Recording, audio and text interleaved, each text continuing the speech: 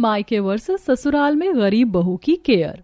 Kitchen में चूल्हे पर कढ़ाई में सब्जी उबल रही होती है। खाने की खुशबू पूरे घर में फैली हुई थी। पूजा रोज की तरह अपने ठीक समय पर रोटी बेल रही थी। उसके चेहरे पर डर और थकान साफ दिख रहा था। तभी दरवाजे की जोरदार आवाज आती है और सौतेली माँ, सौतेली बहन और उसका सौतेला भाई एक साथ अंदर आते हैं। ला पूजा, जल्दी करके खाना लगा दे। माँ बस 2 मिनट, रोटी अभी बेल रही हूँ, अभी लाती हूँ।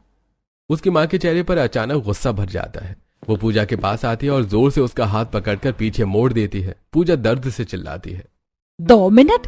जब तक तुझे खुराक ना मिले तू कहाँ ढंग से काम करती है? ऐसे बैठे बैठे क्या होगा?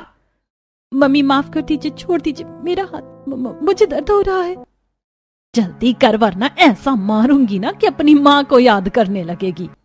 सौतेली माँ उसका हाथ छोड़ती है और पूजा ने दर्द दबाकर फिर से आटे में हाथ डाला और उसने हर रोटी पर ध्यान से हाथ फेरा और उसके हाथों की सूजन दिख रही थी। रोटियां बनाकर पूजा ने थालियां सजाई और खाना मेज पर लगाया। खाना बनाना ही नहीं आता इसे, अगले घर जाएगी तो फिर हमें ही सुनना पड़ेगा। हाँ मम्मी बिल्कुल, यही सब रहेगा तो लोग कहेंगे इसे कुछ भी नहीं सिखाया। ये मेरे सर का बोझ बनकर रहेगी। अब इससे ज्यादा खाना बनवाना शुरू कर दे, कोई हमें ना कह सके कि हम इसे कुछ नहीं करवाते। ओ पागल, जाओ मेरे लिए पानी लेकर आ।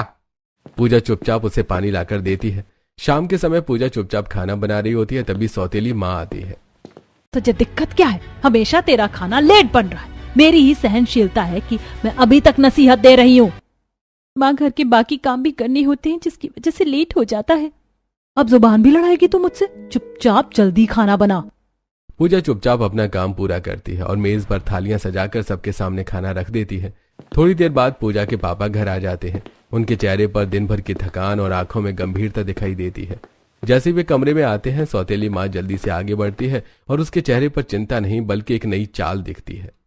पता है आज तुम्हारी लाडली ने क्या किया? पड़ोस की 3-4 सहेलियां मेरे घर आई थी और उनके सामने ये कह रही थी कि मैं इस पर बहुत अत्याचार करती हूँ, इसे बहुत मारती हूँ और हर बात पर डांटती हूँ। पूजा पास खड़ी होती है और उसके चेहरे पर हैरानी और आंखों में आंसू भर आते हैं। मम्मी आप झूठ क्यों बोल रही हैं? मैंने ऐसा कब कहा? अच्छा, मुझसे जुबान लड़ेगी? देख रहे हो आप, ये मुझे ऐसे उल्टा जवाब देती है और जब मैं इसे काम बताती हूँ तो काम भी नहीं करती।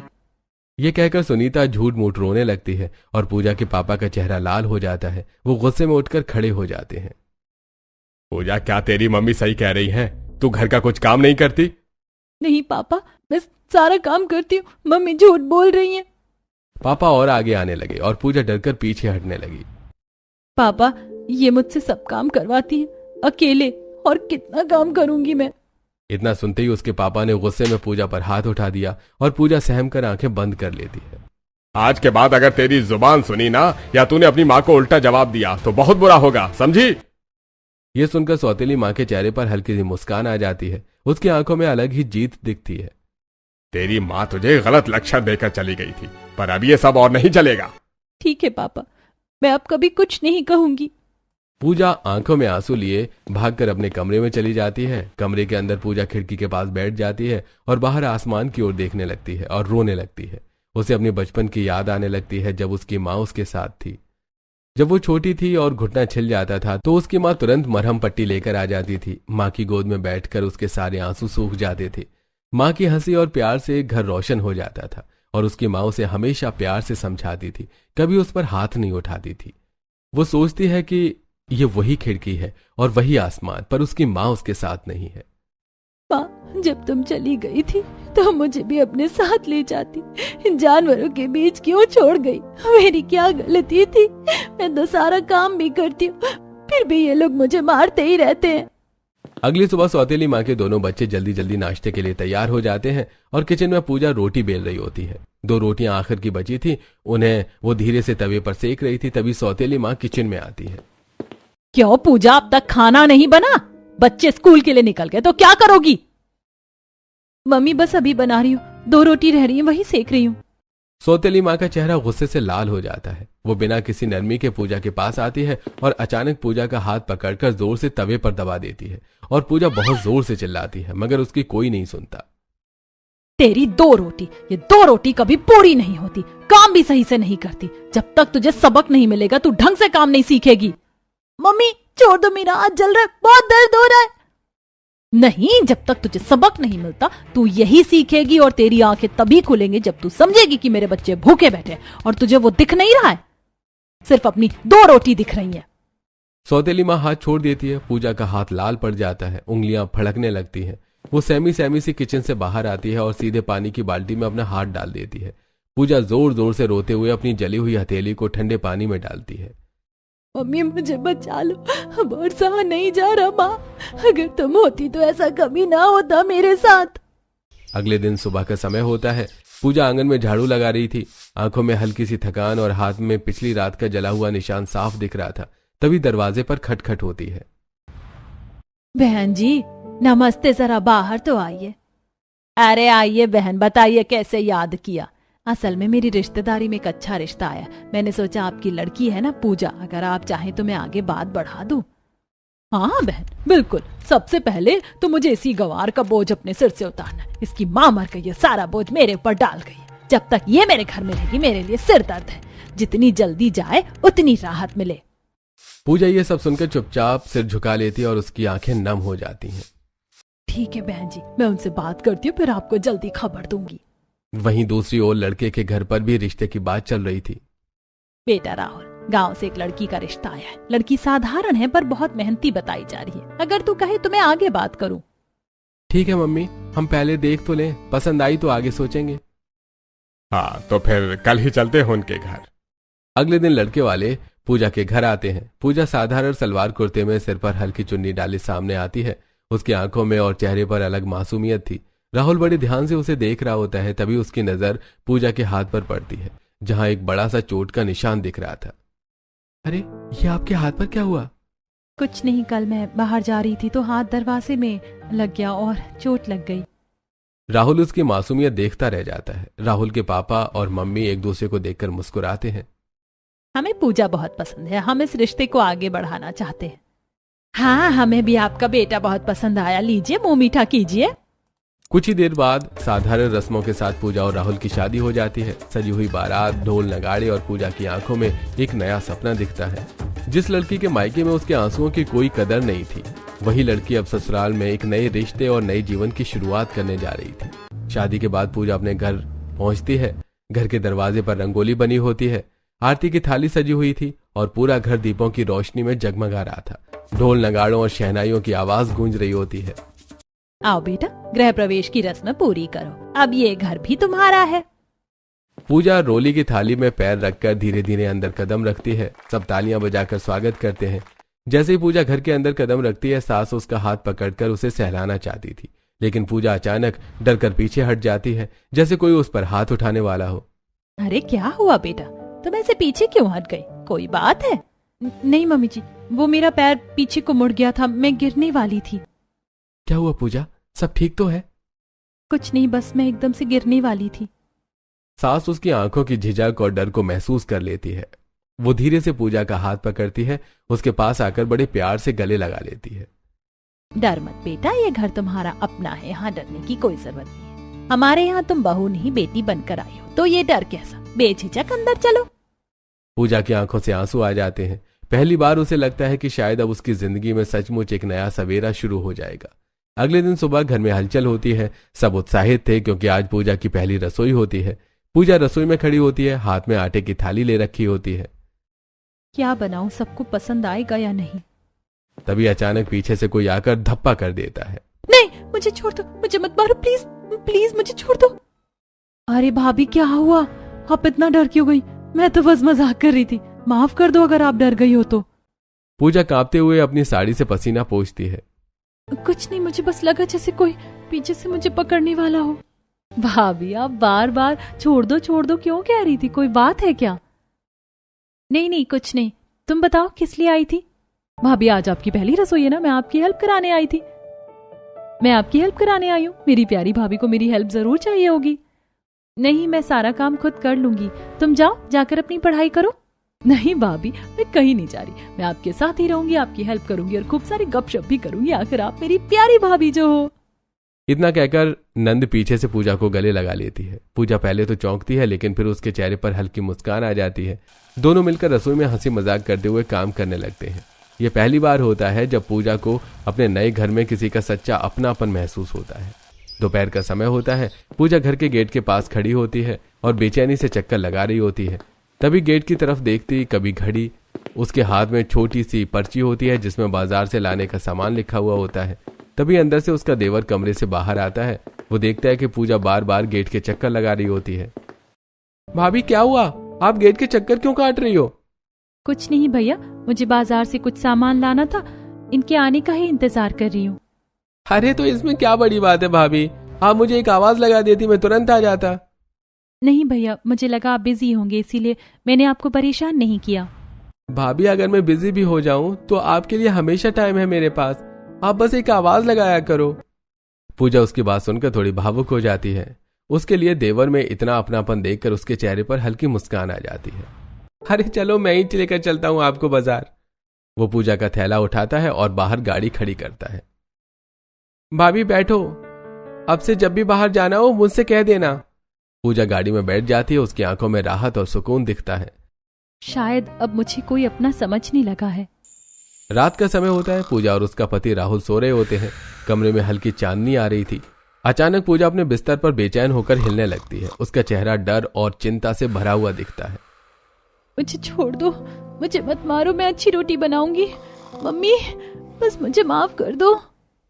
उसकी आंखों से आंसू निकलने लगते हैं। उसकी सांस तेज हो जाती है। तभी राहुल की आंखें एकदम खुलती हैं और वो उसे झटके से हिलाता है और वो अचानक उठ जाती है। पूजा क्या हुआ, तुम अचानक उठ क्यों गई? पूजा झटके से बैठ जाती है। सांसें संभालते हैं और अपने पसीने को पोंछती है। पूजा तुम इतना रो क्यों रही हो, और ये इतना पसीना कैसे आ रहा है तुम्हें? कुछ नहीं, बस बुरा सपना था, डर गई थी। राहुल तुरंत उठकर पानी लेकर आता है। वो धीरे से पूजा को अपने हाथों से पानी पिलाता है और उसके बालों को सहलाता है।